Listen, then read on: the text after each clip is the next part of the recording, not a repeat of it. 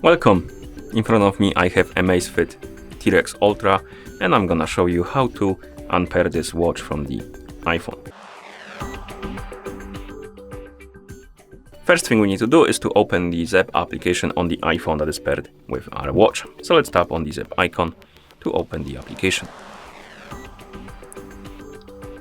In the app you should see the home page. Now tap on the device icon to open the device page. On this page you should see your AMAZFIT T-REX Ultra.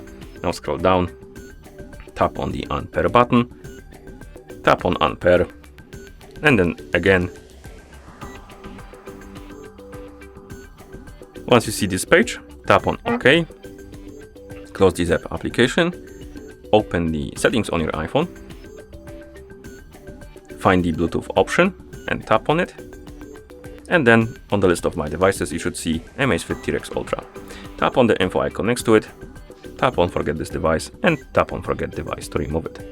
And now we can close the settings, and that's how you unpair this watch from the iPhone. Thank you for watching. If you found this video helpful, please consider subscribing to our channel and leaving a like on the video.